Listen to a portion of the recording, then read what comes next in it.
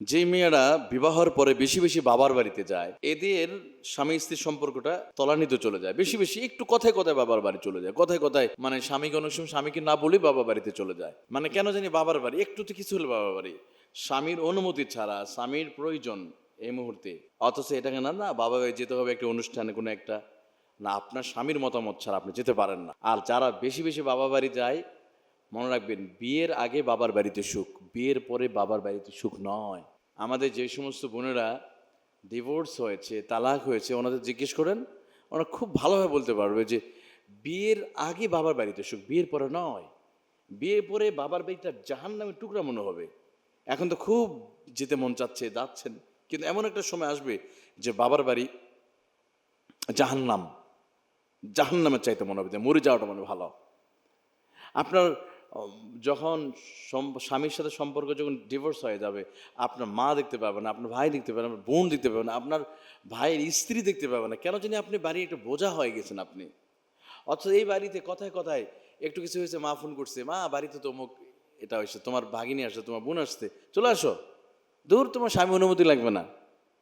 অনেকে আছে, অনেক মায়েরা এইভাবে নিজের মেয়েকে এভাবে বলে বলে নিয়ে আসে। এক পর্যায়ে ওই যে স্বামী রেগে গেল, স্ত্রী অনুমতি ছাড়া চলে গেছে, স্বামীর খুব প্রয়োজন ছিল, এই যে একটা দূরত্ব তৈরি হল, মনের মধ্যে একটা রাগ তৈরি হয়ে গেল, এখান থেকে আস্তে আস্তে সম্পর্ক ফাটন ধরবে। এটাই স্বাভাবিক। এই জন্য বেশি বেশি কথায় কথায় বাড়িতে বাবার বাড়িতে যাওয়া, বাবা বাড়িতে যাওয়া, এটা একটা বিপদের কারণ হয়ে দাঁড়ায় এক সময়। আপনার স্বামীর অনুমতি ছাড়া ঘর থেকে এক ধাপ আপনি দিতে পারেন না।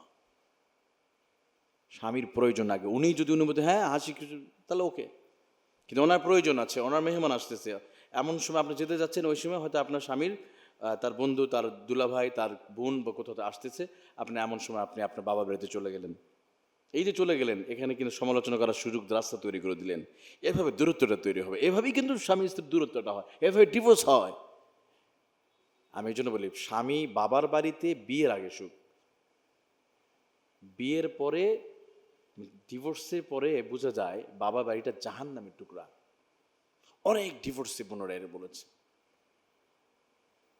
এই জন্য স্বামী স্ত্রী উভয়ই পরামর্শ করবে, একজন আরেকজনের যে কোনো বিপদে দাঁড়াবে, কিন্তু অনুমতি ছাড়া যখন যাবেন দূরত্ব তৈরি হবে।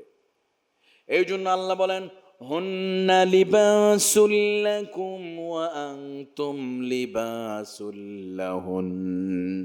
রব্বুল আলামিন বলেন, তোমরা একজন আরেকজনের পোশাকের মতো পোশাক। স্বামী স্ত্রী হলো পোশাক।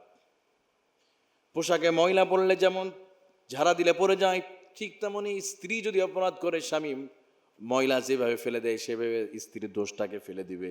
স্বামী ভুল করলে স্ত্রী ঝাড়া দিয়ে ফেলে দিবে, দুজন দুজন সম্পর্কটা ভালো থাকবে। কিন্তু সম্পর্ক তো তখন বিচ্ছিন্ন হয় যায় যখন পরামর্শ ভিত্তিক কাজ হয় না।